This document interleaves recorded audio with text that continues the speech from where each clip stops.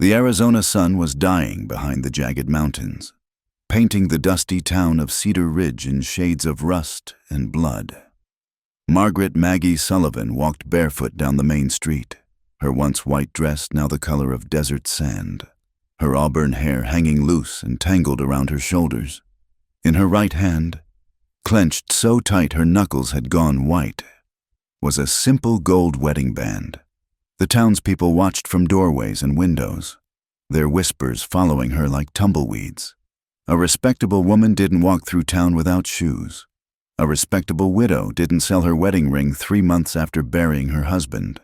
But Maggie had learned that respectability didn't fill an empty stomach or protect a woman alone in a world of men who saw grief as weakness. She pushed open the door to Garrett's trading post, the bell above jingling like a death rattle. Old man Garrett looked up from behind his counter, his rheumy eyes taking in her appearance with a mixture of pity and disgust. "Mrs. Sullivan," he said, not unkindly. "What brings you here today?" Maggie placed the ring on the scarred wooden counter. It made a small, final sound. "What will you give me for this?" Garrett picked up the ring, held it to the fading light streaming through the grimy window. "It's a fine piece. Your late husband had good taste." "He had expensive taste," Maggie corrected, her voice flat. "In everything."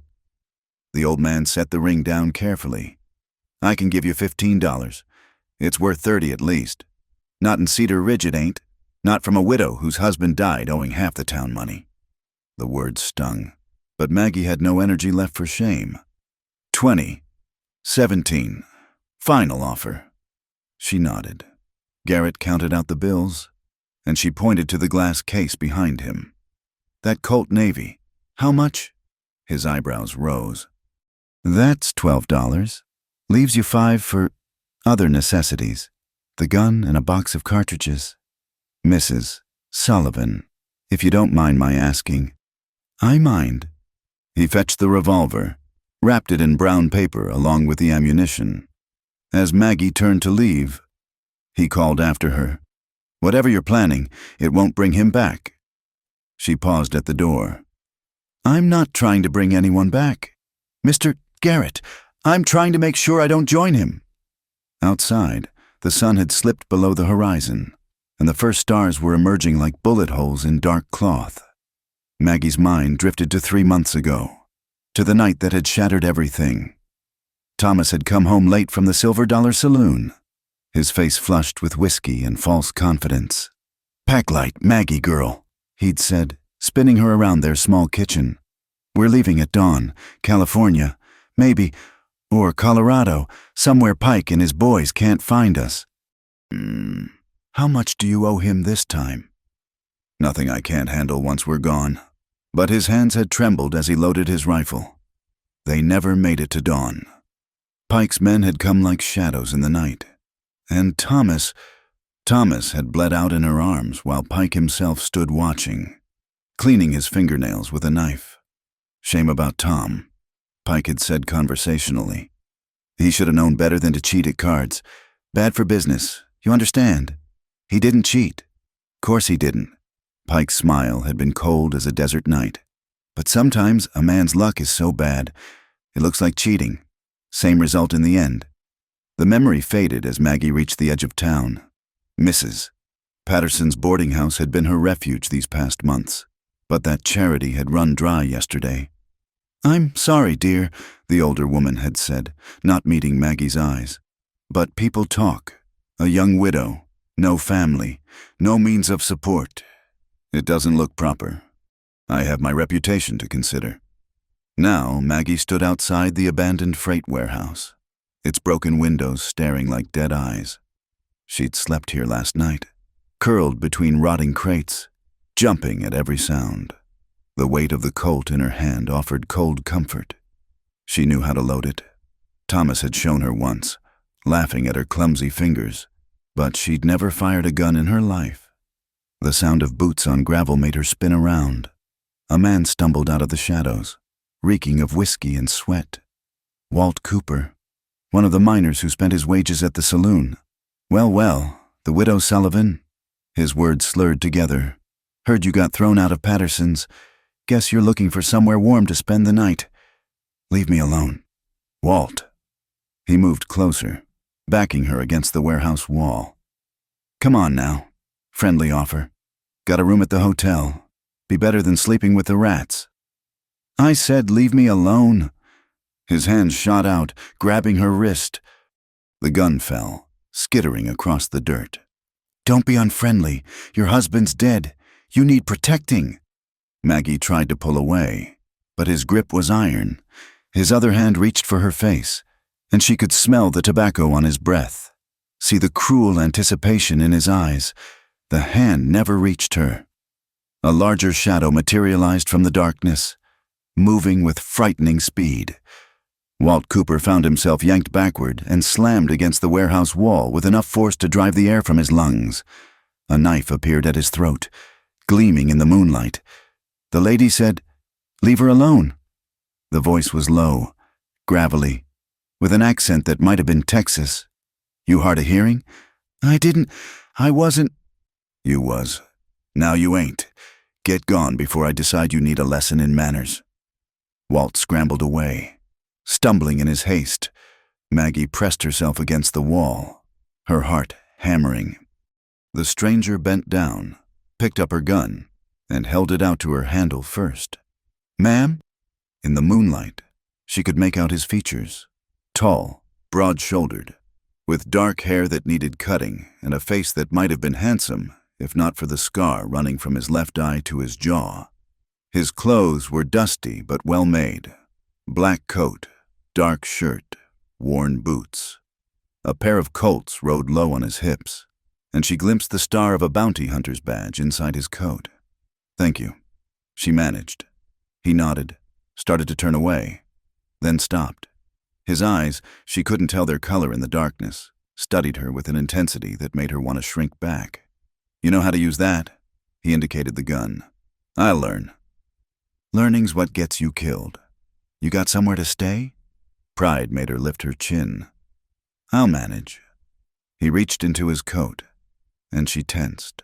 But he only pulled out a leather pouch, extracted several bills, and held them out. What's this for? Room at the Desert Rose. Meal if you want it. I know what you're not. His voice was patient but firm. Take it. Why? He was quiet for so long she thought he wouldn't answer. Then, because you've got the look of someone fixing to do something permanent, and because... He stopped, shook his head.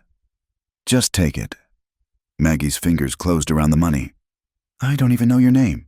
Jake Dalton. He touched his hat brim. Try not to shoot anyone tonight. Mrs. Sullivan. Maggie Sullivan. Mrs. Sullivan. He turned and walked away, his boots making no sound on the packed earth. Maggie stood there for a long moment, the money crumpled in one hand, the gun heavy in the other. Then she walked to the Desert Rose Hotel, where the clerk took Jake Dalton's money without question and gave her a key to a room on the second floor. It was small but clean, with a real bed and a basin of water. Maggie washed her face and hands, sat on the bed, and finally allowed herself to cry. For Thomas. For the life they'd planned. For the woman she'd been before Pike's bullets shattered everything. When the tears stopped, she loaded the Colt with clumsy fingers, placed it on the nightstand, and lay down fully clothed. Through the thin walls, she could hear the sounds of the saloon below. Laughter, music, the clink of glasses. Life going on as if her world hadn't ended. She thought about Jake Dalton's eyes, the way he'd looked at her like he recognized something in her face, the way he'd said permanent, like he knew exactly what she was planning. Let him know, she thought.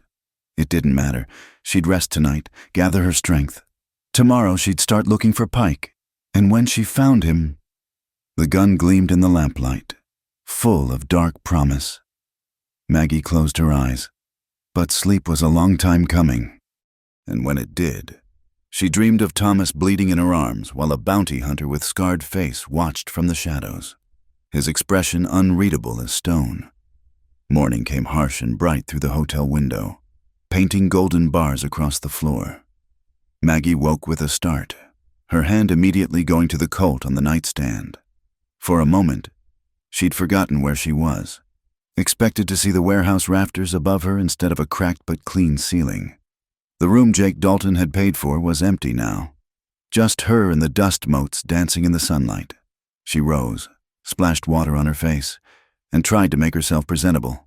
Her dress was beyond salvation, but she smoothed it as best she could and braided her hair with trembling fingers. Downstairs, the Desert Rose's small dining room was nearly empty. The few patrons present looked up when she entered, their conversations dying mid-sentence. Maggie kept her eyes forward, found a table in the corner, and ordered coffee and biscuits from a serving girl who wouldn't meet her gaze. "That's her," someone whispered. "Tom Sullivan's widow. Heard she was selling herself at the warehouse last night. Walt Cooper said that bounty hunter ran him off.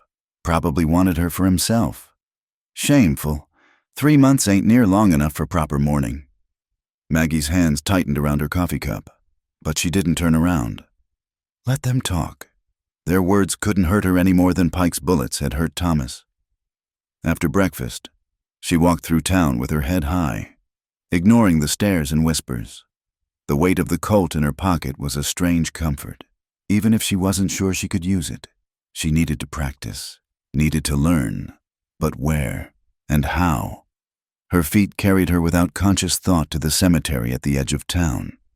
It wasn't much, just a collection of wooden crosses and a few stone markers surrounded by a low fence to keep the coyotes out.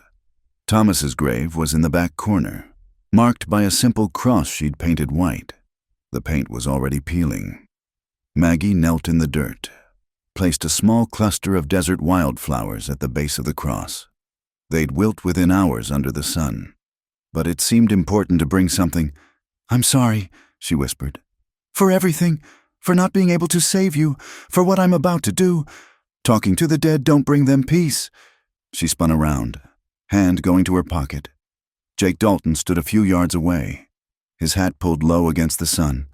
In daylight, she could see his eyes were gray, the color of winter sky. "Are you following me, Mr. Dalton? Town's not that big. Mrs. Sullivan. Man's bound to cross paths with folks." He moved closer, his spurs singing softly. "Besides, I come here regular. Got my own ghosts to visit." She looked where he was looking and saw a small marker near Thomas's. The name was worn away by wind and time, but someone had placed fresh flowers there recently. Who was she? The question came out before she could stop it. "Someone I failed." His voice was flat, matter of fact, but something in his eyes suggested old pain. "Like your husband there. Heard what happened? Pete Pike's handiwork." "You know Pike?" "Know of him. Runs cards and women out of Devil's Canyon. About 2 days' ride north. Got a dozen men with him, all killers. Sheriff won't touch him, too far out of jurisdiction. He says, truth is, Pike pays better than the law." Maggie stood slowly. "Devil's Canyon. You're sure?" Jake's eyes narrowed. "I'm sure." "Why?" "No reason. Mrs. Sullivan." He stepped closer, and she could smell leather and tobacco, gunpowder and something else. Sage, maybe. "Whatever you're thinking, forget it. Pike's killed better men than you for less reason." "He killed my husband." "And you think that little colt's going to even the score? You think you can ride into his camp and, what, challenge him to a duel?" "I think it's none of your business." Jake was quiet for a moment. Then he turned and started walking. Maggie thought he was leaving, but he stopped at the cemetery gate. "You coming?" "Where?" "You want to learn to shoot, don't you? Can't do it here. Sacred ground and all." She hesitated, then followed. They walked in silence through town, past the curious stairs, out to a dried riverbed 1/2 mile from the last building. Jake had a horse waiting there, a big black stallion that eyed Maggie with suspicion. "Why are you helping me?" she asked as he pulled a wooden crate from his saddlebags and set up empty bottles on a flat rock. "Maybe I'm not. Maybe I'm hoping you'll see sense once you realize how hard it is to kill a man. It didn't look hard when Pike did it." Jake loaded his own Colt with practiced ease. "Pike's been killing since he was younger than you. It's like breathing to him now.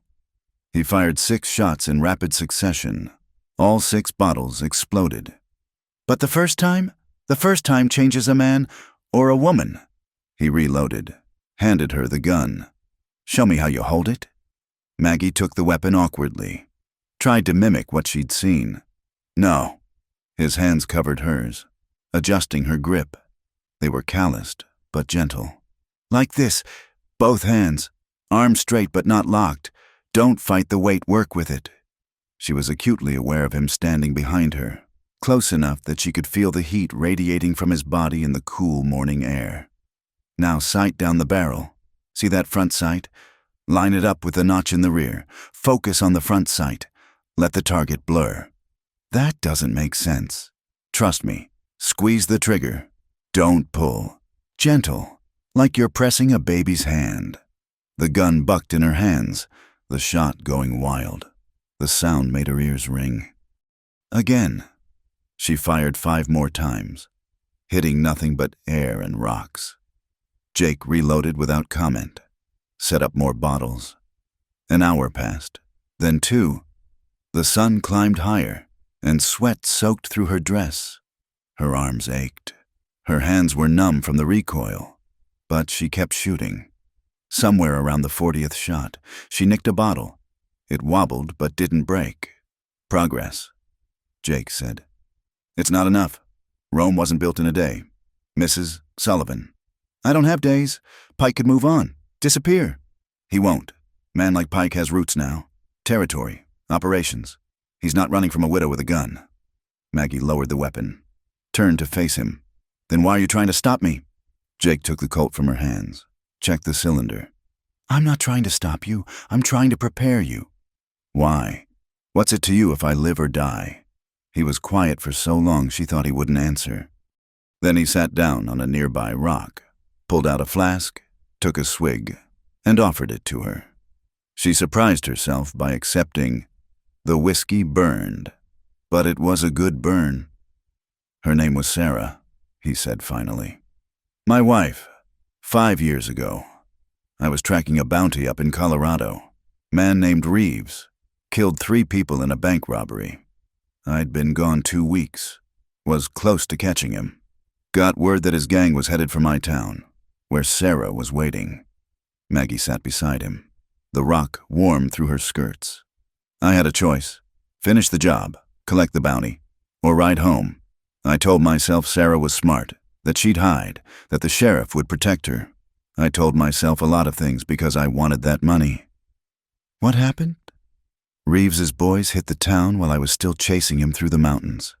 They robbed the bank, shot anyone who got in their way. Sarah, she was just buying supplies. Wrong place, wrong time. His voice was steady, but his knuckles were white around the flask.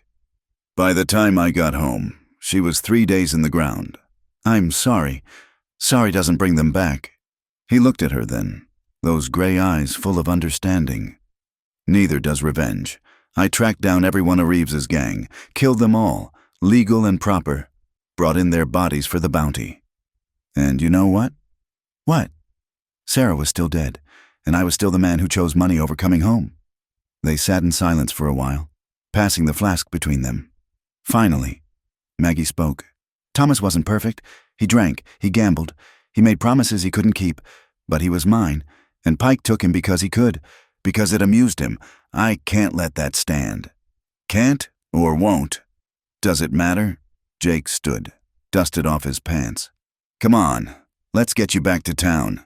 You need food and rest if you're going to keep practicing tomorrow. Tomorrow? You don't think one lesson's enough, do you? Meet me here at sunrise. And Mrs. Sullivan, get yourself some proper traveling clothes. That dress won't last where you're planning to go. That evening, Maggie used the last of Jake's money to buy supplies. Sturdy pants, a man's shirt that almost fit, a hat to keep off the sun. The shopkeeper's wife tutted disapprovingly, but took her money all the same. She was walking back to the hotel when she heard the commotion from the saloon. Gunshots, breaking glass, men shouting. The batwing doors burst open, and a man stumbled out backward, blood streaming from his nose. Jake Dalton followed, dragging another man by the collar. "Think you're fast, boy?" Jake was saying. "Draw on me again and I'll show you fast." He threw the man into the street, then noticed Maggie watching. Something flickered across his face. Embarrassment? Concern?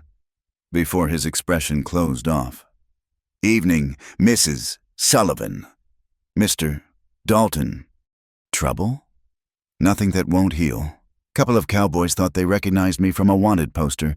They were wrong." But she saw how his hand hovered near his gun. Saw the way the crowd gave him space. This was what he was. A hunter of men, dangerous and alone. She wondered what that made her for accepting his help. Later, in her room, she practiced her draw in the mirror. The gun still felt foreign in her hands, but less so than this morning. She thought about Jake's story, about choosing money over love, about living with the consequences. Thomas had made his choices too, chosen cards over caution, pride over prudence, and she'd chosen to love him anyway, knowing what he was. Now she had her own choice to make, but looking at her reflection, sunburned, hollow-eyed, holding a gun like it meant something, she wondered if she'd already made it. Outside her window, a coyote howled in the distance. It sounded like morning. The storm rolled in from the west, just as the sun died, bringing the kind of desert rain that turned dust to mud and made the arroyos run like rivers. Maggie had been practicing her draw in the hotel room when the first thunder cracked, and now she stood at the window watching lightning illuminate the street in stark, silver flashes. A knock at her door made her spin, hand going to the Colt. "Who is it?" "Jake, open up." She hesitated, then unlocked the door. He stood in the hallway, water dripping from his hat, carrying a bundle wrapped in oilcloth. "Can't practice in this weather," he said. "Figured we might as well eat." The bundle contained bread, cheese, dried beef, and a bottle of decent whiskey.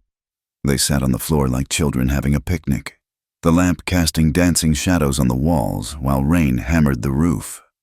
"Tell me about her," Maggie said suddenly. "Sarah." Jake paused mid-chew. "Why?" "Because I want to know." "Because you know about Thomas, and fair's fair." He took a pull from the whiskey bottle, passed it to her. She had red hair, always smelled like lavender, kept sachets in all her drawers, hung them in the closets. Used to sing while she cooked. Hymns, mostly. But sometimes these old Irish songs her grandmother taught her. His voice softened. She wanted children. We'd been trying for 2 years when it happened. "Did she know what you did? The hunting?" "She knew. Hated it. But she knew. Said I was good at finding people because I was always looking for something myself." He smiled ruefully. Never could figure out what she meant by that. Maggie studied his face in the lamplight. The way the scar pulled when he smiled. Maybe she meant you were looking for home. Had a home. With her. No. A home inside yourself. Somewhere to rest. Jake looked at her sharply, something vulnerable flickering in his eyes before he shuttered it away. "You always this philosophical, Mrs. Sullivan?" "Only when I'm drinking with bounty hunters during thunderstorms." That surprised a laugh out of him, the first genuine one she'd heard. It transformed his face, made him younger, less dangerous. "What about you?" he asked. "How'd you meet Thomas?" "He came through my father's store in Kansas. Handsome stranger buying supplies, heading west to make his fortune." She smiled at the memory. "I was 17, bored senseless, dreaming of anywhere but that little town. He started coming by every day, buying things he didn't need just to talk to me. Your father approve." "Father was dead. Influenza took him and my mother both when I was 15. I was running the store myself, trying to keep the creditors at bay. Thomas offered me a way out, and I took it." "That why you married him?" "To escape." Maggie considered lying, then decided against it. "At first, maybe, but later, he could make me laugh.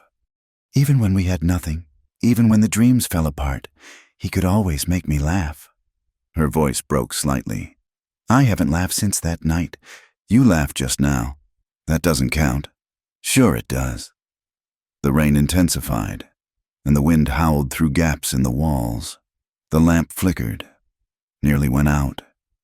Jake reached over to adjust the wick, and his hand brushed hers. They both froze. "I should go," he said. "The storm." "I've ridden through worse." But he didn't move, neither did she. The space between them seemed to hum with electricity that had nothing to do with the lightning outside. "Why are you really helping me?" Maggie asked softly. Jake's jaw worked. "Already told you." "No, you told me about choosing wrong, about guilt, but that's not all of it."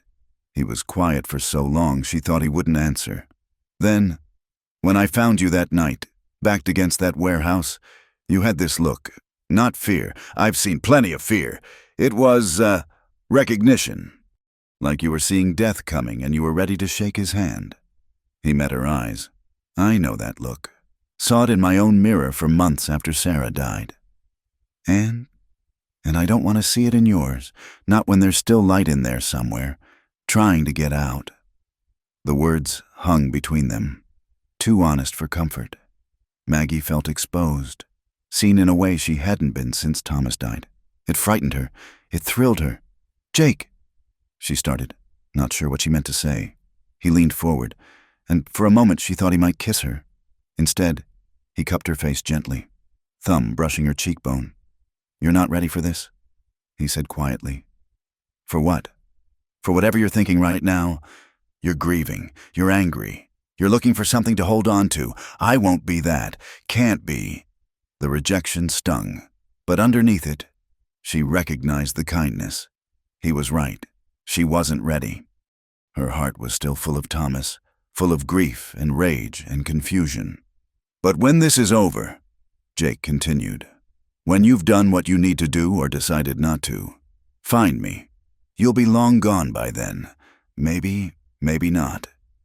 He stood, gathered the remains of their meal. "Storm's passing. I'll see you at sunrise for practice." He paused at the door. "Maggie?" It was the first time he'd used her given name. "Yes?" "When you're ready, really ready to go after Pike, I'll take you. You won't have to do it alone." "Why would you do that?"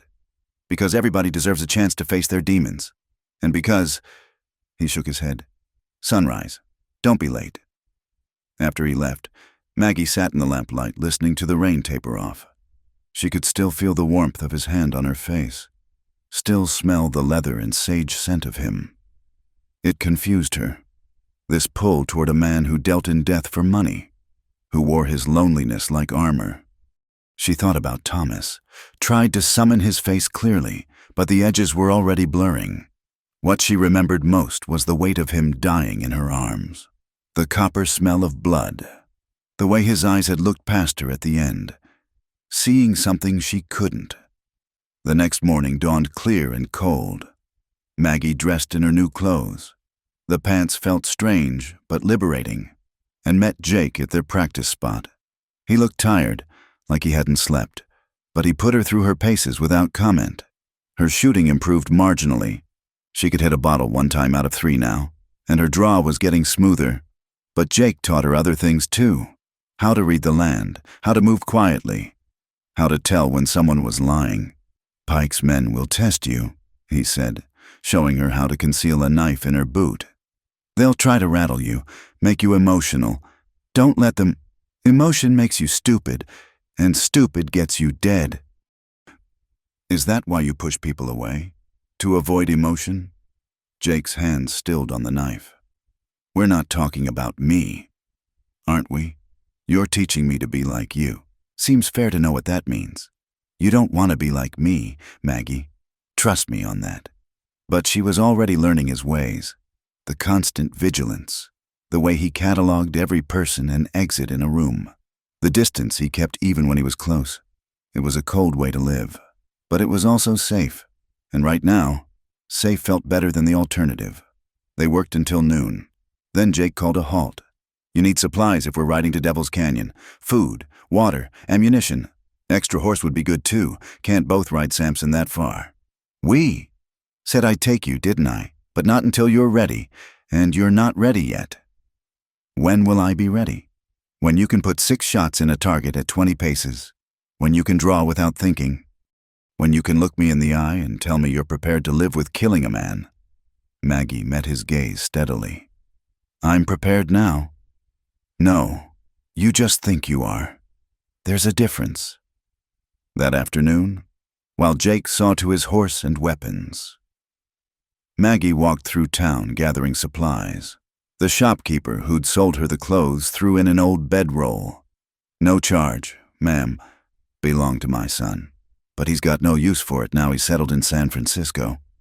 Small kindnesses from unexpected places. Maybe the town's judgment was softening. Or maybe they just wanted her gone. Either way, she was grateful. She was loading her purchases onto the hotel porch when she overheard two cowboys talking outside the saloon. Heard Pike's moving his operation. Too much heat from that Wells Fargo job last month. Where's he headed? North, maybe. Or could be Mexico. Who knows with that snake? Maggie's blood ran cold. If Pike left the territory, she might never find him. The urgency that had been simmering in her veins burst into flame. That evening, she found Jake at the saloon, playing cards with a group of ranch hands. He looked up when she entered, read something in her face. "Gentlemen, I'm out." He collected his modest winnings and followed her outside. "Pike's leaving," she said without preamble. "Maybe soon. You don't know that. You heard cowboys gossiping. Half of what they say is lies. The other half is wishes. But what if it's true? What if he disappears?" Jake gripped her shoulders. "Then he disappears, and you go on living. That's not what? Not justice? There's no justice out here. Maggie, there's just what you can live with and what you can't." She wrenched free. "Fine, then I'll go alone." "The hell you will." "You can't stop me." "Want to bet?" They glared at each other in the dying light. Both stubborn. Both afraid of different things. "Finally," Jake sighed. 3 days, he said. "Give me 3 more days to prepare you. If Pike's still there, we'll go. If not," he shrugged, "then you decide what comes next." Maggie wanted to argue, but she saw the wisdom in it. 3 days. She could wait 3 days. That night, she dreamed of Thomas again. But this time Jake was there too, standing in the shadows, watching her hold her dying husband. When she woke, her face was wet with tears, and she wasn't sure which man she'd been crying for. The 3 days passed in a blur of gunpowder and sweat. Jake pushed Maggie harder than before, dawn to dusk, until her hands were raw and her shoulders ached constantly. But on the morning of the 3rd day, she put 6 bullets through a target at 20 paces, then did it again to prove it wasn't luck. "Better," Jake said, but his eyes were worried. "Your form's good, draw's smooth enough, but shooting targets ain't shooting men. I know that." "Do you? When Pike's in front of you? When you see his eyes? When he's talking? Maybe saying things about Thomas? You think you can pull that trigger?" "Yes." He studied her for a long moment, then nodded slowly. "All right, we leave at first light tomorrow." That evening, they made their final preparations. Jake had procured a second horse, a sturdy bay mare with intelligent eyes. "Her name's Buttercup," he said with a straight face. "Don't let it fool you. She's tougher than she looks." They loaded the horses with supplies: water, dried food, ammunition, medical supplies. Jake showed Maggie how to distribute the weight, how to secure everything so it wouldn't shift during hard riding. "Devil's Canyon is 2 days' ride if we push," he explained, sketching a rough map in the dirt. "We'll skirt the main trails, come in from the east. Less chance of running into Pike's scouts that way." "How many men does he have?" 8, maybe 10, but we're not taking on his whole gang. This isn't some dime novel where 2 people shoot up a camp and ride off into the sunset. We wait, we watch, we find Pike alone. 1 shot, clean and quick, then we run like hell. That's not very heroic. Heroes die young. Maggie, I plan on living to be old and gray." She looked at him in the firelight, tried to imagine him old, settled somewhere peaceful. The image wouldn't come. Men like Jake didn't retire to rocking chairs and grandchildren. They died with their boots on, alone on some dusty trail. "What happens after?" she asked. "After what?" "After Pike. What happens to us?" Jake was quiet for a long time, poking at the fire with a stick. "There is no us. Maggie, there's you, starting a new life somewhere. And there's me, moving on to the next bounty." "That's all?" He looked at her then, and she saw something raw in his eyes before he shuddered it. "That's all there can be. I'm not the settling kind, and you deserve better than a man who sells death for a living." "What if I don't want better? What if I want—" "Don't!" His voice was sharp. "Don't say something we'll both regret. You're grateful I helped you.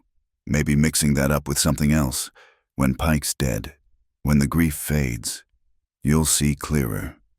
Maggie wanted to argue, to tell him he was wrong, but the words stuck in her throat. Maybe he was right. Maybe this was just loneliness and shared pain masquerading as something deeper. They sat in silence until the fire burned low, then retreated to their separate rooms. Maggie lay awake for hours, checking and rechecking the Colt, thinking about tomorrow and all the tomorrows after. They left Cedar Ridge while the stars were still bright, riding out quiet as ghosts. The town slept on, unaware that the widow Sullivan was heading toward her reckoning. Jake led the way, reading trails by instinct and experience. Maggie followed on Buttercup, who proved as steady as promised. The first day passed in near silence. They stopped only to water the horses and eat cold biscuits in the saddle. The landscape changed as they climbed, red rock giving way to gray granite, scrub brush to scattered pines. By evening, they were in the foothills, the air cooler and thinner. They made camp in a sheltered grove, no fire to avoid detection. Jake produced a bottle of whiskey from his saddlebags, took a pull, and passed it to Maggie. "Scared?" he asked. "Terrified?" "Good. Scared keeps you sharp. It's when you stop being scared that you get careless. Are you scared?" "Always, just better at hiding it." They sat close together for warmth, shoulders touching. Maggie was acutely aware of every point of contact, the solid presence of him in the darkness. "Tell me about Pike," she said. "Everything you know." Peter Pike, 43 years old, originally from Missouri, fought for the Confederacy. Came west after the war like a lot of men with blood on their hands. Started small cattle rustling, stage robberies. Built himself a reputation for being smart and vicious. Never leaves witnesses, never makes the same mistake twice. Weaknesses? Vanity. Likes to dress well, keep his boots polished even out here. And women, keeps a couple girls at his camp, treats them decent enough by outlaw standards. But his biggest weakness? Jake paused. He thinks he's untouchable, thinks being careful makes him invincible. Everyone can be touched. That's right. Question is whether you can live with being the one who does the touching. They bedded down under the stars, Jake insisting Maggie take the extra blanket. She lay there listening to his breathing, watching the constellations wheel overhead. Somewhere in these mountains, Thomas's killer was sleeping too, unaware that death was riding toward him on a horse named Buttercup.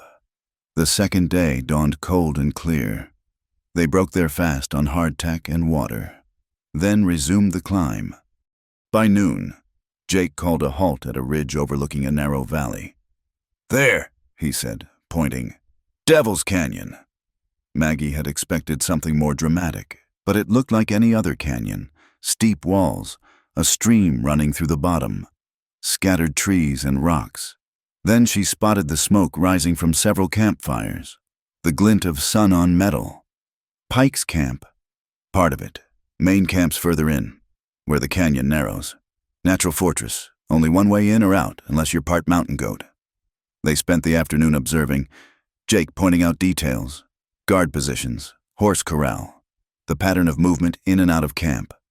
Pike himself appeared briefly, distinctive in his black coat and silver-studded gun belt, just as Thomas had described him in those final, bloody moments. Maggie's hand tightened on the Colt, so close. After all these months, her husband's killer was just a few hundred yards away. "Not yet," Jake murmured. "Tonight, when they're drunk and lazy, we go in quiet, find our moment, They retreated to a cold camp to wait. Jake cleaned his weapons methodically while Maggie paced, too wound up to sit still. "You need to calm down," he said. "All that energy's going to get you killed." "How can you be so cold about this?" "Because cold keeps me alive. And it'll keep you alive too if you let it." She whirled on him. "I don't want to be cold. I want to feel it when I kill him. I want him to know why. I want—" Jake was on his feet in an instant, gripping her arms. "You want to die. Because that's what happens when you let emotion drive. You think Pike got where he is by feeling? You think he gave a damn about Thomas when he pulled that trigger? Then what's the point? If I have to become like him to kill him, what's the point? The point is, you survive. The point is, you walk away and build something new. The point is—" He stopped, jaw working. "What? The point is what?" "The point is, I've gotten too damn attached to watch you die for revenge." The admission hung between them, raw and unexpected. Maggie stared at him, saw the truth in his eyes, the fear, the caring he'd tried so hard to hide. "Jake." He kissed her. It wasn't gentle or romantic. It was desperate, almost angry, full of everything they couldn't say. Maggie kissed him back, pouring her own confusion and need into it, her hands fisting in his shirt. When they broke apart, both were breathing hard. "I'm sorry," Jake said roughly. "I shouldn't have—" "Shut up." She kissed him again, softer this time, feeling him gradually relax against her. When she pulled back, she kept her hands on his face. "Whatever happens tonight, I'm glad you're here. I'm glad it's you." "Maggie, no more words. Just be here. That's all I need." They held each other as the sun set, not talking about after, not making promises they couldn't keep. Just two damaged people finding comfort in the gathering dark. When full dark came, they prepared in silence. Jake checked Maggie's weapons one last time, made sure she remembered the signals they'd worked out. The plan was simple: work their way to the camp's edge, wait for an opportunity, take it. "If something goes wrong," Jake said, "you run, don't look back, don't try to help, just get on Buttercup and ride. I'm not leaving you. You will if I tell you to. Promise me." She saw the intensity in his eyes, knew this was non-negotiable. "I promise."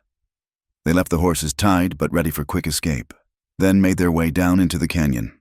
Jake moved like a shadow, and Maggie did her best to follow his lead. The camp grew closer, voices carrying on the still air. She could hear laughter, the clink of bottles, someone playing a harmonica badly. They were within 50 yards when Jake froze, hand up for silence. A sentry was making his rounds, passing within feet of their hiding spot. Maggie held her breath, hand on her gun, but the man moved on without noticing them. Closer now. She could see individual faces in the firelight, men drinking and playing cards. No sign of Pike. Then a tent flap opened, and there he was, straightening his vest, saying something to someone inside. This was it, the moment she'd imagined 100 times. Pike was alone, walking toward the edge of camp. Jake nodded, began to move. A shout from behind them. The sentry, returning unexpectedly, had spotted their tracks. "Intruders! We got company!" The camp exploded into action. Jake shoved Maggie behind a boulder as bullets started flying. "So much for quiet," he muttered. "Returning fire." Maggie peered around the rock, saw Pike diving for cover, shouting orders. Her shot at clean revenge was evaporating, but maybe— She broke from cover, ignoring Jake's curse, sprinting toward Pike's position. A bullet whined past her ear. Another tugged at her shirt. But she was committed now, the Colt steady in her hand. "Pike!" she screamed. "Peter Pike!" He turned, saw her, and his eyes widened in recognition. Not of her specifically, but of what she represented. Another ghost from his bloody past. Come to collect. Time slowed. She saw him reach for his gun, saw the calculation in his eyes. She was faster. The Colt bucked in her hand once, twice, 3 times. Pike staggered, red spreading across his fancy vest, but he was still standing, still raising his weapon. A rifle cracked beside her. Jake, covering her as always. Pike spun and fell, his shot going wild. "Move!" Jake grabbed her arm, hauling her back as the camp converged on their position. They ran, bullets chasing them through the darkness, Jake firing behind them to slow pursuit. They reached the horses as shouts echoed through the canyon. No time for stealth now. They mounted and rode hard, the sound of pursuit growing behind them. "Did I kill him?" Maggie shouted over the wind. "Does it matter?" Jake shouted back. "Ride!" They rode through the night, pushing the horses to their limits, not stopping until dawn painted the sky pink and gold. Only then, when Jake was sure they'd lost their pursuers, did they halt at a hidden spring to rest. Maggie slid from Buttercup's back, legs shaking, and promptly vomited into the bushes. When she straightened, Jake was there with water and an understanding look. "First time's always hard," he said quietly. "I shot him 3 times. I saw the blood. You did what you came to do. Then why don't I feel anything? I thought I'd feel satisfied, or guilty, or something, but there's just nothing." Jake pulled her against him, and she realized she was shaking. "That's shock. It'll pass. Everything you're not feeling now will hit later." "Will it get better?" "Different. Not better. Just different." They rested until noon, then rode at an easier pace, putting distance between themselves and Devil's Canyon. That night, camped by a small creek, the numbness finally cracked. Maggie cried, for Thomas, for herself, for the woman she'd been before all this. Jake held her through it, solid and steady, not trying to fix anything, just being there. When the tears stopped, she looked at him in the firelight. "What now? Now you decide who you want to be. The widow Sullivan died back in that canyon. Question is, who's going to be born from her ashes?" Dawn found them following the creek deeper into the mountains, away from any established trails. Jake had been quiet since breaking camp, his eyes constantly scanning their back trail. Maggie could feel the tension radiating from him like heat from a stove. "They're coming, aren't they?" she finally asked. "Maybe. Pike's men aren't the type to let this go, especially if he's dead." "You think he is?" "Dead?" Jake glanced at her. "You put 3 in his chest. I put 1 in his shoulder. Man would have to be made of iron to survive that without a doctor. And there's no doctor in Devil's Canyon." They pushed higher into the hills, the terrain becoming increasingly difficult. By midday, they had to dismount and lead the horses through a narrow defile choked with fallen rocks. Maggie's boots slipped on the loose shale, and Jake caught her arm before she could fall. "Careful. Last thing we need is a broken ankle." His touch lingered a moment longer than necessary, and she felt that now familiar flutter in her stomach, even fleeing for their lives, even with blood on her hands. She couldn't stop noticing him, the way sunlight caught the gray in his eyes, the gentle way he handled the horses despite his rough exterior. They emerged from the defile onto a small plateau dotted with pine trees. Jake immediately went to the edge, studying the valley they'd just left. His face darkened. "What is it?" He handed her his field glasses. "Look, down by that stand of cottonwoods." She focused the glasses and felt her heart sink. 5 riders, moving steadily up their trail. Even at this distance, she could make out the determination in their posture. "How far behind?" 3 hours, maybe 4. We've got some advantages. They're tracking us, which takes time, and they don't know this country like I do. But," he trailed off, jaw tight. "But what?" "But we can't keep running forever. Horses are tired, we're low on water, and there's only one pass through these mountains that'll get us clear. So we make for the pass. They'll think of that too. Probably send men ahead to cut us off while the rest follow." He was quiet for a moment, thinking. "There's another option." "What?" "Whitman's Fort. It's an old trading post, been abandoned for years, but the walls are still solid. It's maybe 6 miles northeast, tucked into a box canyon. Defendable position, water source. We could hole up there, make them come to us.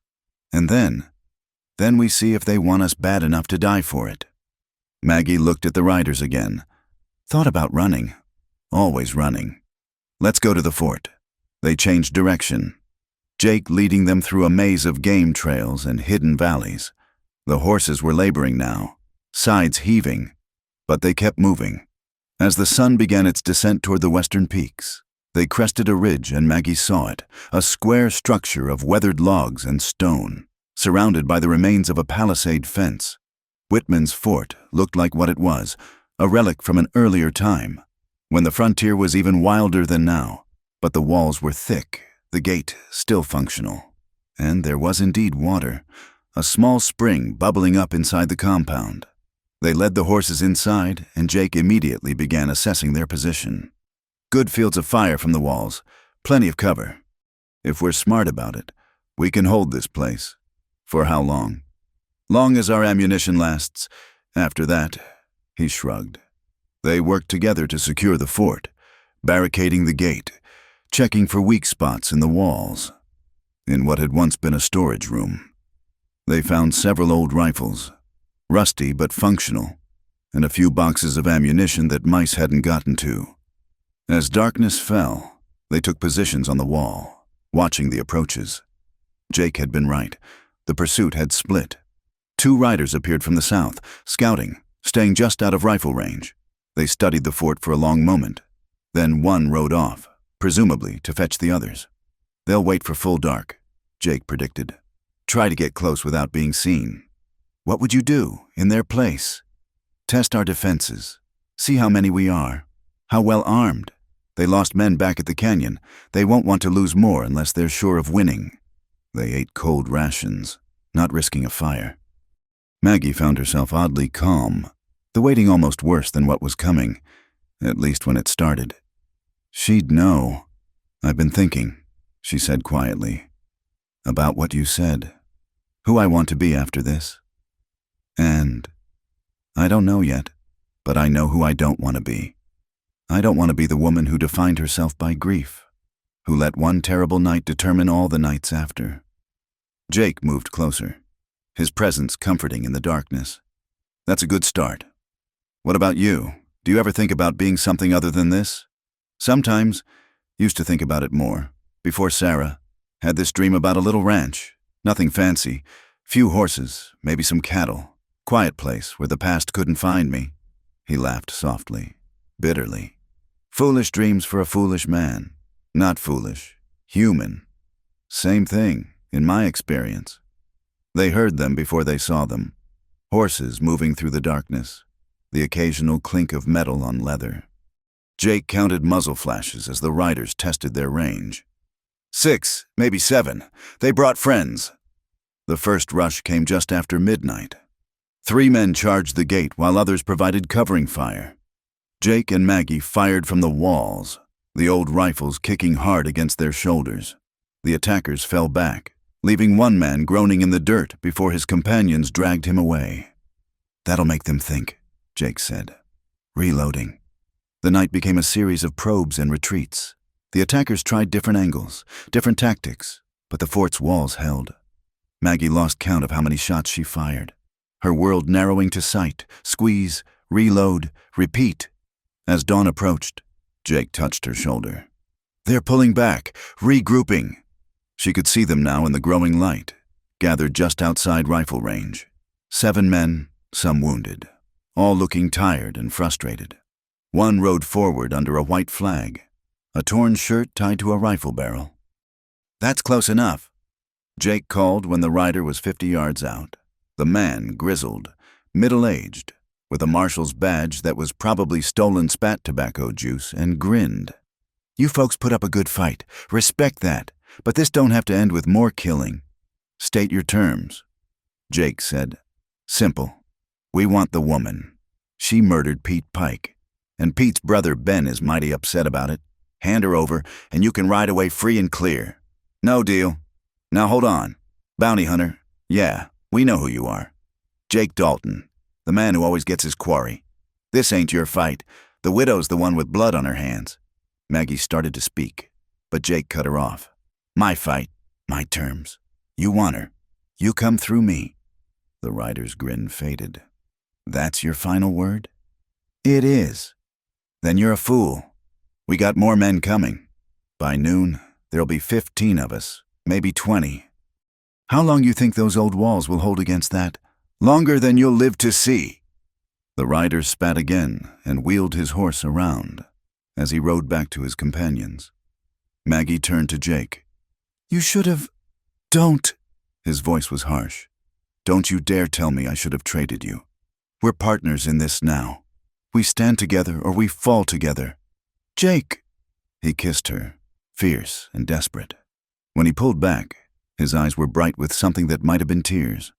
I lost one woman I loved to violence. I'll be damned if I lose another. The word hung between them. Love.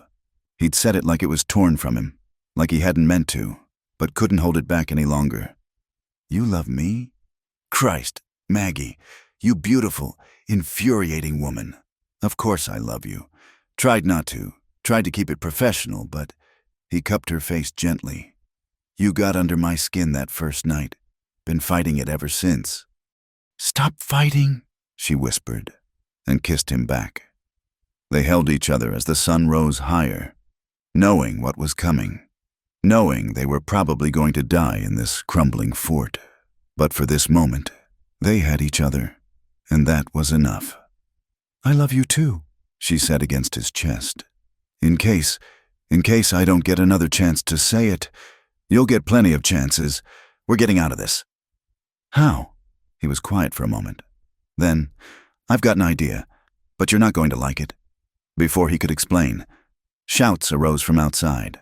The riders were mounting up, and in the distance, a dust cloud announced the arrival of reinforcements. Whatever your idea is, Maggie said, checking her rifle. Better make it fast. Jake looked at her, and she saw him making a decision that hurt him. There's a way out. Old escape tunnel in the back storage room. Leads out to a covered ravine.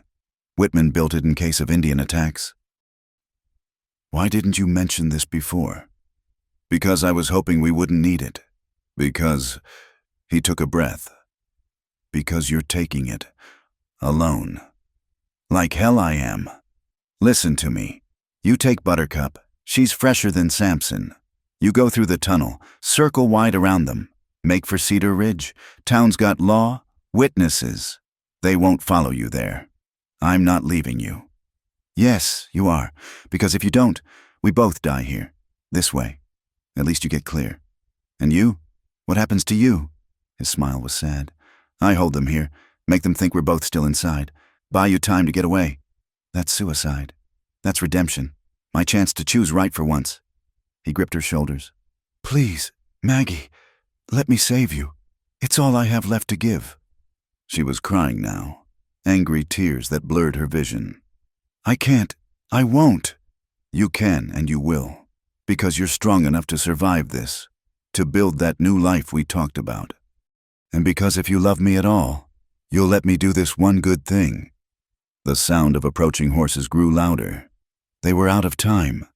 I hate you, she whispered. I know. He kissed her one last time, gentle and thorough. Now go. Live. Be happy. That's all I want. He practically dragged her to the storage room, showed her the hidden tunnel entrance. As she descended into the darkness leading Buttercup, she looked back to see him watching her, memorizing her face. Jake, go, now! She went, navigating the narrow tunnel by feel, tears streaming down her face. Behind her, she heard the battle resume. Rifle fire, shouts, the thunder of horses. Jake, buying her escape with his life. The tunnel emerged as promised into a brush-choked ravine. She mounted Buttercup and rode hard, circling wide around the fort. As she crested a distant ridge, she couldn't help looking back. Smoke rose from the fort. The shooting had stopped. She turned Buttercup toward Cedar Ridge and didn't look back again. Maggie rode through the day and into the night, pushing Buttercup as hard as she dared. Every time she closed her eyes, she saw Jake's face in that tunnel, heard the gunfire that had covered her escape. The tears had dried on her cheeks, leaving salt trails that stung in the wind. She reached Cedar Ridge as the sun rose on the second day. Horse and rider both exhausted. The town looked different somehow.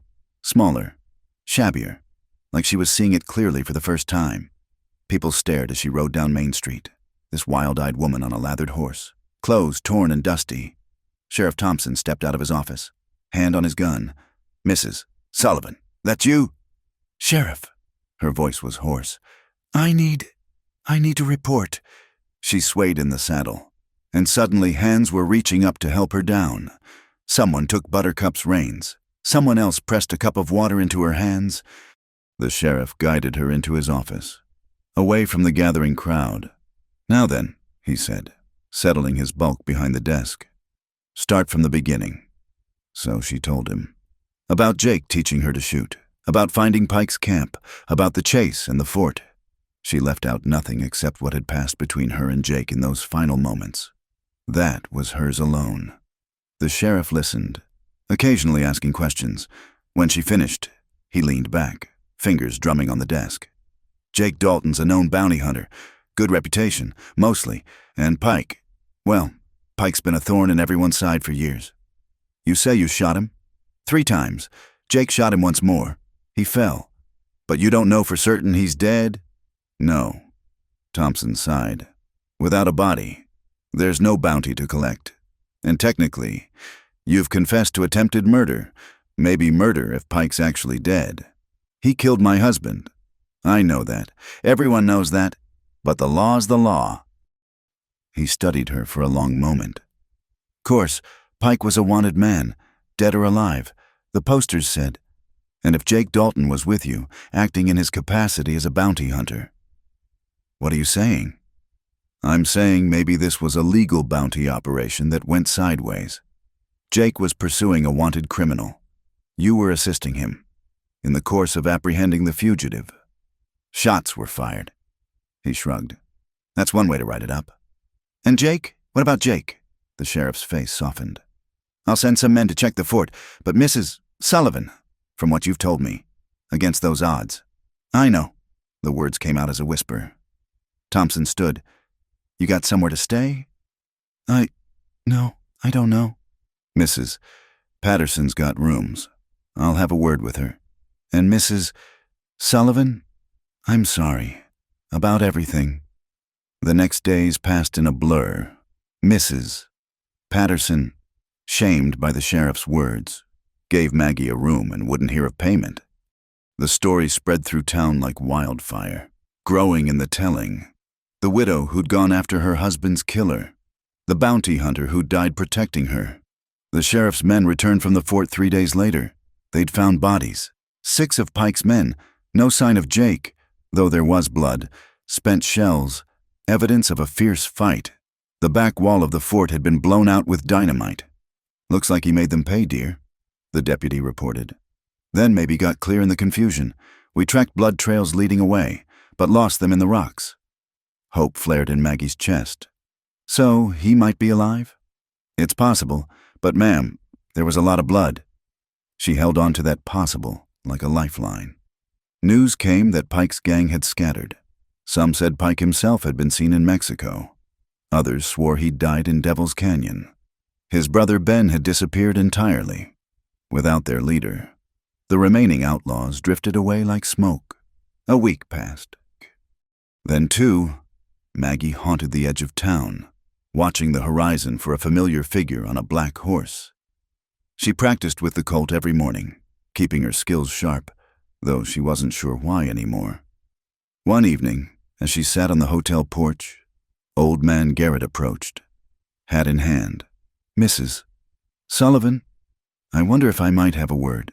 She nodded, and he sat beside her, joints creaking. "I've been thinking about that night you bought the gun, the things I said." He cleared his throat. "I was unkind. Your husband's debts weren't your doing, and I had no call to shame you for trying to survive. It's done, Mr. Garrett. No, it ain't. See, I've been in this town 40 years, seen a lot of folks come through.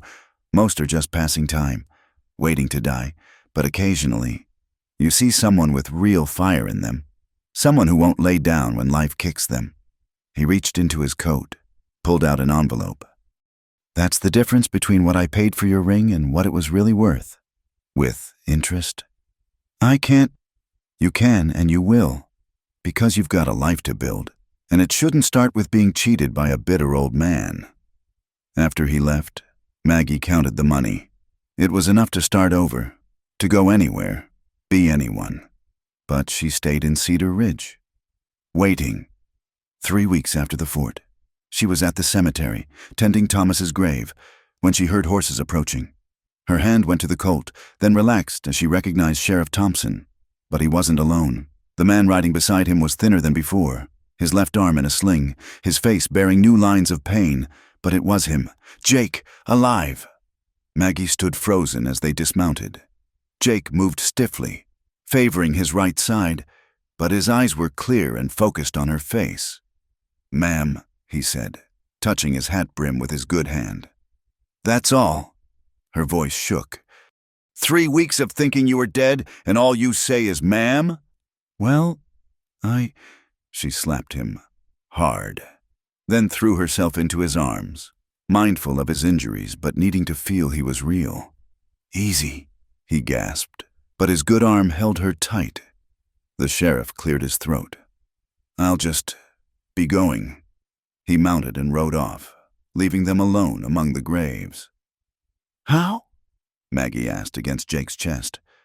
"Dynamite. Pike's men had some for the gate. I turned it against them. Blew out the back wall, got hit by shrapnel and such, but made it to Sampson. He carried me to a line shack I knew about. Been healing up since 3 weeks. I thought you were dead."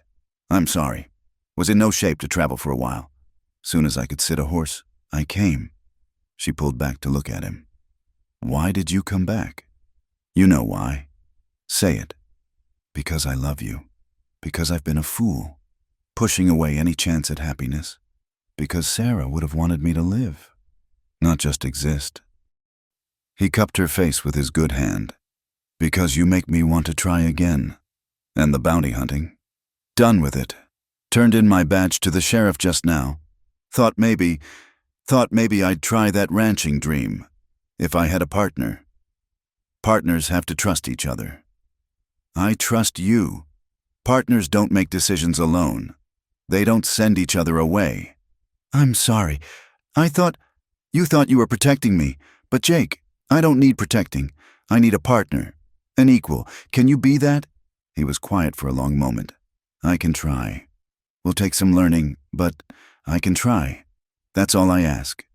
They stood there in the cemetery, holding each other carefully, both damaged but healing.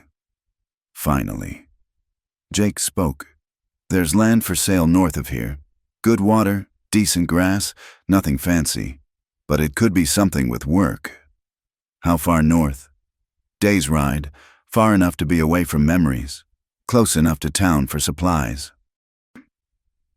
Maggie looked down at Thomas's grave, said a silent goodbye. That chapter was closed now. Time to write a new one. "When do we leave?" "Tomorrow. Give us time to gather supplies, maybe find a preacher." She raised an eyebrow. "A preacher?" Jake actually blushed. "Well, I figured, if we're going to be partners and everything, might as well make it official." "Jake Dalton. Is that a proposal?" "It's a lousy one. You deserve better. Flowers and such. A proper ring." "I don't want flowers. And I've had a ring before." She touched his face gently. "I just want you, scars and all. You've got me, long as you'll have me. Then yes." He kissed her then, careful and sweet. And for the first time in months, Maggie felt something like peace. They were both broken in places, carrying ghosts that would never fully fade. But broken things could be mended, sometimes stronger than before. As they walked back to town, Jake on one side and Buttercup on the other, Maggie thought about the woman she'd been when this started. Scared, desperate, selling her past for a gun and a chance at revenge. That woman was gone now, burned away in gunfire and grief. In her place stood someone harder but also softer.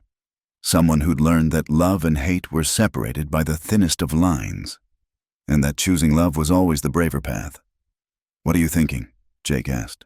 "About roads not taken, choices made and unmade. Regrets." She considered. No regrets. Everything led here, to this moment. That has to mean something?" "What do you think it means?" "I think it means we get a second chance. Both of us. To do better, be better. Together. Together. As they reached the hotel, Mrs. Patterson came bustling out, eyes wide at seeing Jake alive. Word would spread quickly now, the story growing with each telling. The widow and the bounty hunter. Death and redemption. Love found in the ashes of loss. Let them tell their stories, Maggie thought. The truth was both simpler and more complex. Two damaged people choosing each other, choosing hope over despair, choosing to build rather than destroy. Tomorrow they'd ride north, toward that unnamed ranch and unnamed future. There would be hard work ahead, long days and uncertain seasons, but there would also be quiet evenings, shared laughter, the slow healing that comes from being truly known and loved anyway. For tonight, though, they had each other and the promise of tomorrow. After everything, that was enough. That was everything. The preacher was a traveling minister named Reverend Mills, a thin man with kind eyes who didn't ask too many questions about their past. The ceremony took place at sunrise in the small chapel at the edge of Cedar Ridge, with Sheriff Thompson and Mrs. Patterson serving as witnesses. Maggie wore a simple blue dress Mrs. Patterson had altered for her, and Jake had managed to find a clean shirt and string tie. His arm was still in the sling, but he stood straight and spoke his vows in a clear voice that carried absolute certainty. I take you, Margaret Sullivan, to be my wife. I promise to stand beside you, not in front or behind, to trust you with my demons and guard yours as my own, to build something new from the ashes of what was. Maggie's own vows were equally unconventional. I take you, Jake Dalton, to be my husband. I promise to be your partner in all things, to face whatever comes with courage and faith in us, to choose love over fear, always. When Reverend Mills pronounced them married, Jake kissed her with a tenderness that made Mrs. Patterson dab at her eyes. As they signed the register, Maggie noticed Jake's hand trembling slightly, not from pain, but from emotion he was trying to contain. They loaded their few possessions onto the horses and left Cedar Ridge before the morning heat grew too strong. Jake led them north on trails he knew from his bounty hunting days, though now he was tracking a different kind of future. The land he'd spoken of lay in a valley between two ridges, watered by a creek that ran year-round. The previous owner had started building a cabin but never finished, leaving behind a foundation and partial walls before heading further west in search of gold. It's not much, Jake said as they surveyed their new home. It's perfect, Maggie replied, already envisioning what it could become. They made camp near the creek and spent the first days exploring their land, 80 acres of grassland and scattered trees, with good soil near the water and natural shelter from winter winds. Jake pointed out where they could build corrals, where the garden might go, how they could expand the cabin over time. His injuries slowed him, frustrating him when he couldn't work as long or hard as he wanted. Maggie watched him struggle with boards that would have been easy to handle 2 months ago, saw him grit his teeth against pain he tried to hide. Rest, she told him one afternoon when sweat beaded his forehead from the simple effort of hammering. I'm fine. No, you're stubborn. There's a difference. Pot calling the kettle black, Mrs. Dalton. The name still surprised her sometimes. Mrs. Dalton, a new name for a new life. They worked together through the cooling days of autumn, racing to get the cabin weatherproof before winter. Maggie learned to mix mortar, to notch logs, to split shingles. Her hands grew calloused in new places, her arms strong from lifting and carrying. In the evenings, they sat by their fire planning for spring. Jake had connections from his former life honest ranchers who might sell them starter cattle at fair prices, horse breeders looking for new land to graze their stock. We'll start small, he said, sketching in the dirt. Maybe 20 head of cattle, a few horses. Build up slowly, reinvest everything for the first few years. And if it fails, then we'll try something else, together. The first snow came early, catching them still working on the roof. They laughed like children as fat flakes collected in their hair, then hurried to finish before dark. That night, warm and dry in their half-finished cabin, they made love with a desperate tenderness, as if trying to press all their gratitude and fear and hope into touch. After, lying tangled together on their makeshift bed. Jake traced the calluses on Maggie's palms. "I'm sorry," he said quietly. "For what?" "For this. You deserve better than a half-built cabin and a broken-down ex-gunfighter." She caught his hand, kissed each finger. "I have exactly what I want. A home we're building together. A man who sees me as an equal. A chance to write our own story. When you put it that way. Besides," she added with a grin, "you're not that broken down." He laughed and pulled her close. Outside, the snow continued to fall, blanketing their valley in pristine white. A fresh start, Maggie thought. Clean and new as winter snow. The days fell into rhythm. Morning chores, working on the cabin. Afternoon hunting or gathering firewood. Evening planning. Jake's arm slowly healed, and with it, some of his emotional wounds seemed to mend as well. He smiled more, spoke of the future without the shadow that used to cross his face. Maggie found her own healing in the simple work of building.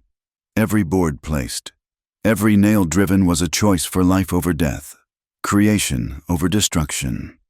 When memories of that night with Pike threatened to overwhelm her, she'd look at what they were creating and remember why she'd chosen to live. One evening in late November, as they sat before the fire, Jake suddenly spoke. "I went back." "Where?" "To the fort, before I came to Cedar Ridge. Had to see." Maggie waited, knowing he'd continue when ready. "Found 3 of Pike's men in the rubble. The others must have dragged the rest away. But Maggie," he looked at her, "I also found blood trails leading south, fresh enough to follow. 1 set of boots, fancy ones, the kind with silver tips." Her heart stopped. "Pike?" "Maybe, probably. Man's got more lives than a cat. Is he coming?" "Don't think so. Trail headed for Mexico. If he survived, he's hurting bad. And his gang's scattered. His reputation ruined. Man like Pike doesn't come back from that. But you don't know for sure." "No, but I know this. If he comes, we'll face him together. No more running, no more looking over shoulders. This is our land now. We'll defend it." Maggie moved to sit beside him, taking comfort in his solid presence. Together, always together. December brought deeper snow and a visitor. They were working on interior walls when Buttercup whinnied a warning. Jake reached for the rifle he always kept close, then relaxed as a familiar figure rode into view. Sheriff Thompson looked older than when they'd left, his face weathered by sun and responsibility. He dismounted carefully, favoring his bad knee. "Sheriff," Jake greeted him. "Long way to ride in this weather. Had business in the area. Thought I'd stop by, see how you folks were settling in." They invited him in for coffee and the simple meal Maggie had prepared. The sheriff looked around their modest home with approval. "It's good work you're doing here. Honest work. Trying to be," Jake said. Thompson reached into his coat, pulled out an envelope. "This came to the office a few weeks back, from the Wells Fargo Company." Jake tensed, but the sheriff held up a hand. "It's not trouble. Seems they had a standing bounty on Pete Pike for that robbery he pulled last spring, based on witness reports from Devil's Canyon. They're crediting you with his capture or killing. But we don't know. They don't care. Man hasn't been seen since. His gang's broken up. Far as Wells Fargo's concerned. That's good enough." He set the envelope on the table. $500. Figured you folks could use it for your fresh start." After the sheriff left, promising to spread word that the Daltons were looking to buy cattle come spring, Maggie and Jake sat staring at the envelope. "Blood money," Jake said finally. "No, justice money. Consequence money. The difference between this and before is we're not seeking it out anymore. You always were the wise one. I married you, didn't I? How wise can I be?" He laughed and kissed her. They put the money away carefully. It would buy their starter herd and supplies to last through spring. Winter settled over the valley like a thick blanket. They finished the cabin just as the worst storms hit, spending long evenings by the fire while wind howled outside. Jake taught Maggie card games that didn't involve gambling, and she read to him from the few books they'd acquired. Sometimes they talked about their pasts. Jake told her about his childhood in Texas, his father who'd died in the war, his mother who'd raised 3 boys alone until fever took her. Maggie shared memories of Kansas, of parents who'd loved her but died too soon, of dreams she'd had before life narrowed her choices. "Do you miss it?" Jake asked one night. "The life you might have had?" "How can I miss what never was? This is my life, here, now, with you." No regrets, no regrets. As winter slowly gave way to spring, they ventured out more. The creek ran high with snowmelt, and green shoots pushed through the mud. Jake's contacts proved good. They bought 30 head of cattle and a breeding pair of horses, all at fair prices. The work was hard but satisfying. They learned together how to doctor sick calves, mend fences, read weather signs. When Maggie successfully delivered a breech calf on her own while Jake was in town, he looked at her with such pride she thought her heart might burst. "You're a natural rancher," he said. "I had a good teacher. You had grit, can't teach that." Their first harvest from the garden was small but precious. Potatoes, carrots, beans they'd preserved for winter. Maggie remembered the woman she'd been in Cedar Ridge, dependent on others' charity, and marveled at the change. One evening in late summer, as they sat on the porch they'd added to the cabin, Jake suddenly stiffened. A rider was approaching, moving slowly, hands visible.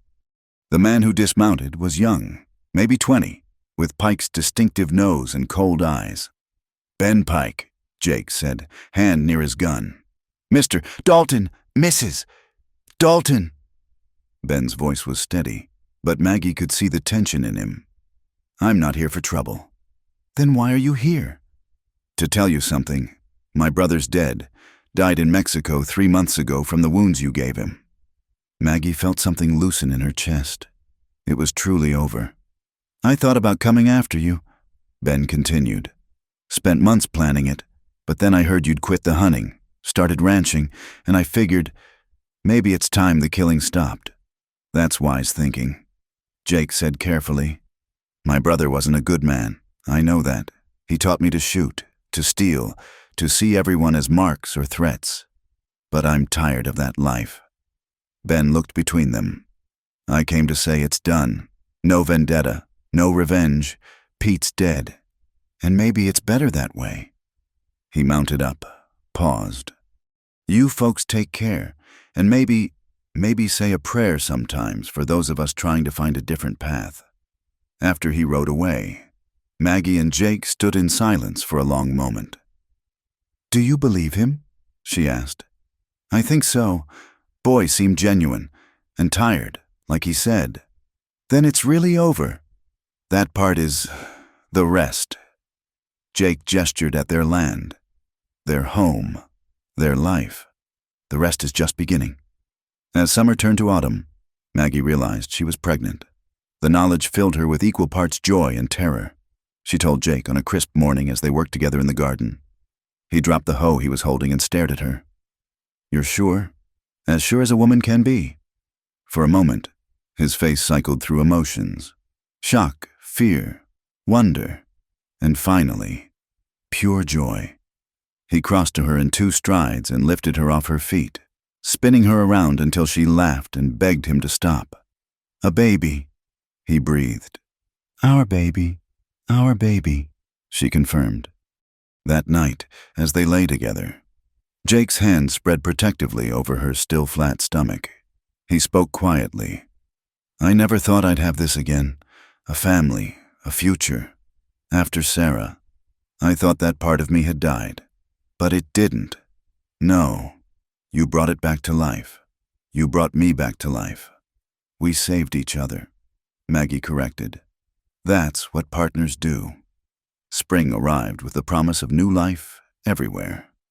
Maggie was heavy with child now, moving carefully but still insisting on helping with the lighter chores.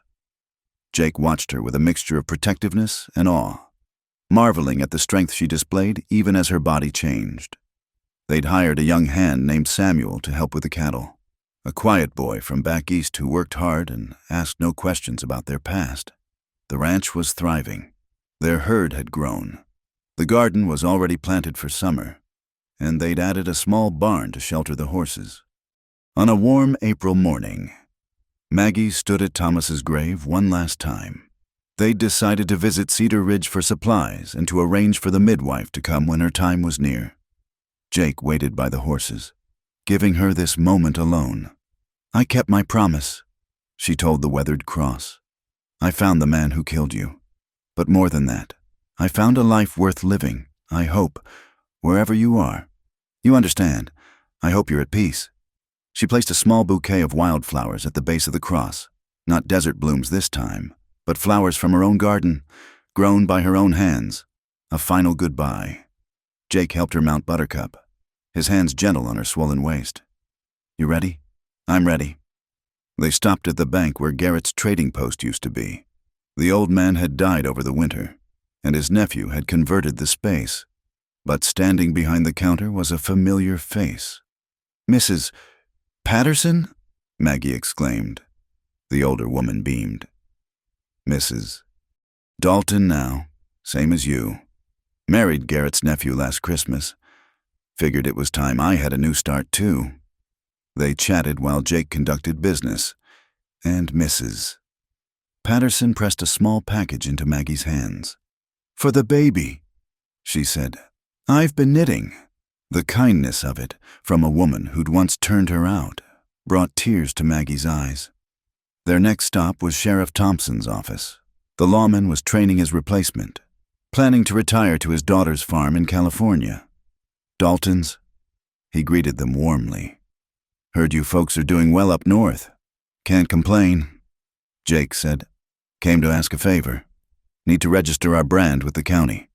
Already got the paperwork ready. Figured you'd be by eventually." Thompson produced the forms, watched as Jake carefully drew their chosen brand, a simple MD intertwined. "Maggie Dalton," the sheriff mused. "Nice touch. It was her idea," Jake said, glancing at his wife with soft eyes. "Said we should build something that belonged to both of us from the start." They completed their business and headed home as the sun began its descent. The journey took longer now, with frequent stops for Maggie to rest. But neither minded. The land was beautiful in spring, painted with wildflowers and fresh grass.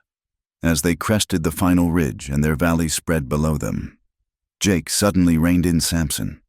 "What is it?" Maggie asked, instantly alert. But Jake was smiling. "Look." Their cabin sat peaceful in the evening light, smoke rising from the chimney where Samuel was likely preparing supper. The cattle grazed in the lower meadow.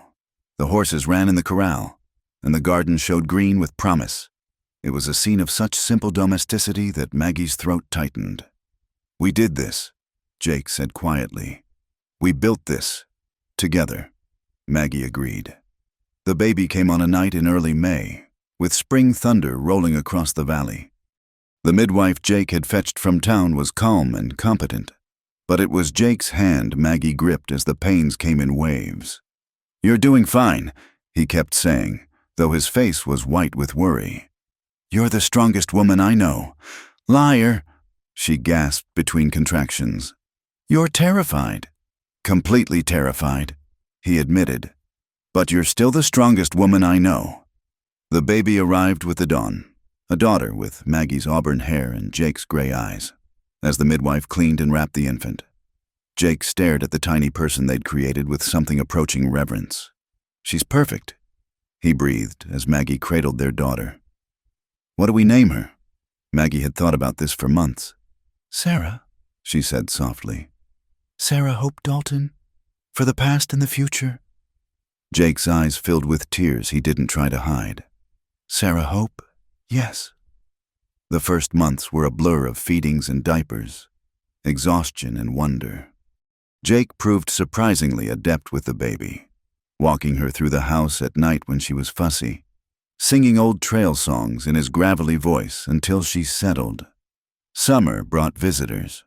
Sheriff Thompson stopped by on his way to California, bringing a hand-carved rattle for Sarah, Mrs. Patterson and her new husband came with preserves and good wishes. Even Ben Pike sent word through a mutual acquaintance. He'd joined a freight company, was making an honest living, wished them well. One evening, as they sat on the porch watching the sunset, Sarah sleeping in Maggie's arms, Jake spoke thoughtfully. "I've been thinking about that night. When you walked into town barefoot, selling your ring. That seems like a lifetime ago." "It was a lifetime ago. We're different people now." He paused. "Do you ever wonder what would have happened if I hadn't been there? But you were there. That's what matters. Still, the thought of you alone. Desperate enough to—" "Jake." She reached over, took his hand. "We can't live in what-ifs. We found each other when we needed to. Everything else led to this moment, this life, this family." "When did you get so wise?" "Somewhere between learning to shoot and learning to birth calves, I suppose." He laughed, and Sarah stirred at the sound. They sat quietly then, watching their land settle into evening. The cattle were bedded down. The horses dozed in the corral, and somewhere in the distance, a coyote called to its pack. Autumn arrived with a bounty. Their garden produced enough to fill the root cellar. The cattle were fat and healthy, and Sarah was crawling everywhere, exploring her world with fearless curiosity. Jake had built a rocking chair, working on it in secret in the barn. When he presented it to Maggie, she ran her hands over the smooth wood, touched by the hours of labor it represented. "It's beautiful. Every home needs a rocking chair," he said, "for sitting with babies, and eventually, grandchildren." "Planning that far ahead?" "Why not? We've got time now. All the time in the world." That night, as Maggie rocked Sarah to sleep, she thought about time, how it had seemed to stop that night Thomas died, how it had compressed during those desperate days hunting pike, how it had stretched and sweetened since she and Jake had chosen to build rather than destroy. Winter came gently that year, the snow falling soft and steady. They were prepared now. Plenty of wood, food stored, the animals sheltered. The cabin was warm and tight, filled with the smell of bread baking and soup simmering. On Christmas Eve, they had Samuel and his new bride to dinner. The young couple was bashful but grateful. And Sarah charmed everyone by taking her first wobbling steps between Jake and Maggie. "She'll be running before we know it," Jake said, scooping up his daughter and spinning her around until she squealed with laughter. Later, after their guests had gone and Sarah slept, Maggie and Jake sat before the fire. She'd made him a new shirt, and he'd carved her a wooden box for her few pieces of jewelry, including a simple gold band he'd bought to replace the one she'd sold so long ago. "I love you," she said simply. "I don't say it enough. You say it every day, in how you look at Sarah, how you work beside me, how you've made this place a home." He pulled her close. "But I love hearing the words too. Then I'll say them more. I love you too, Maggie Dalton, more than I ever thought possible." Spring came again, and with it, a letter that changed everything. It was from a lawyer in Denver, informing Jake that his aunt, a woman he'd mentioned only in passing, had died and left him her estate. "I barely knew her," Jake said, staring at the letter. "Visited once when I was a boy.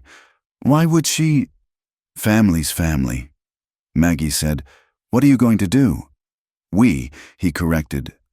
"What are we going to do? And honestly, I don't know. It's not a fortune, but it's enough to expand, buy more land, more cattle, maybe hire more hands. Or we stay exactly as we are, small, manageable, ours." They debated for days, weighing options. In the end, they decided to use part of the inheritance to buy the adjacent land, not for immediate use, but for Sarah and any siblings she might have. The rest they put away for emergencies and education. "We're thinking like parents now," Maggie mused. "Terrible thing, isn't it?" Jake grinned. "Next we'll be worrying about schools and suitable friends. There's time for that." "Yes," he agreed, watching Sarah chase butterflies in the yard. "There's time." As summer peaked, Maggie realized she was pregnant again. This time, the news was met with pure joy, no fear mixed in. They knew what to expect now, knew they could handle whatever came. Jake built an addition to the cabin, a proper bedroom for Sarah and a nursery for the new baby. Maggie tended her expanding garden, preserved food for winter, and marveled at how natural this life had become. One day, as she worked in the kitchen, she caught sight of her reflection in the window. The woman looking back was sun-browned and strong, laugh lines starting around her eyes, hands capable and calloused, so different from the pale, desperate widow who'd sold her wedding ring for a gun. "What are you smiling about?" Jake asked, coming in from the fields. "Just thinking about roads traveled." He wrapped his arms around her from behind, hands resting on her growing belly. "Any regrets about the road we took?" "Not a one. Even the hard parts, the dangerous parts, especially those. They brought us here." Sarah toddled in, clutching a handful of wildflowers she'd picked. "Mama, Papa, flowers." Jake lifted her up so she could put the flowers in a jar on the table. "Beautiful, little one, just like your mama."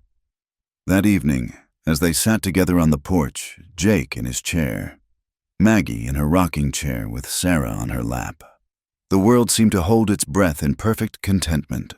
The mountains stood purple in the distance. The creek murmured its eternal song, and somewhere a meadowlark called the day to rest. "I've been thinking," Jake said, dangerous habit, "about writing it down. Our story, not for anyone else, just for Sarah and her children, so they know where they came from. The truth, all of it. The truth, that their parents weren't perfect, that they made mistakes and hard choices, but that they chose love in the end, chose to build instead of tear down." Maggie considered this. "It's a good idea, but how does it end?" Jake reached over, took her hand. "It doesn't. It just goes on, day by day, season by season. Love growing like the garden, strong as the mountains, lasting as the land." "That's a good ending," Maggie said. "Or beginning." "Both," Jake agreed. "It's both." As darkness fell and the first stars appeared, they went inside together. Sarah was already drowsing on Jake's shoulder, and Maggie's hand rested on the new life growing within her, behind them. The door closed on the night, shutting out the wild darkness that had once threatened to consume them. They were home, they were family, they were whole, and in the morning, there would be work to do, life to live, love to tend like the careful farmers they'd become. The woman who'd sold her wedding ring for a gun was gone, replaced by someone harder and softer, someone who knew that the greatest courage wasn't in seeking revenge, but in choosing to begin again. The bounty hunter who'd bought her a night had found his own transformation, learning that protecting life was far more challenging and rewarding than hunting death. Together, they'd written a different ending to their story, not with bullets and blood, but with sweat and hope, with crying babies and creaking rocking chairs, with the slow, patient work of building something that would last. It wasn't the stuff of dime novels or campfire tales. It was better, it was real, it was theirs, and it was enough, more than enough. It was everything. Thank you for listening to this Wild West love story. If you're enjoying tales from the American frontier, please let me know where you're listening from. I'd love to hear from listeners around the world. Don't forget to subscribe to the From Wild West channel and share your thoughts about Maggie and Jake's journey in the comments below. What part of their story touched you the most?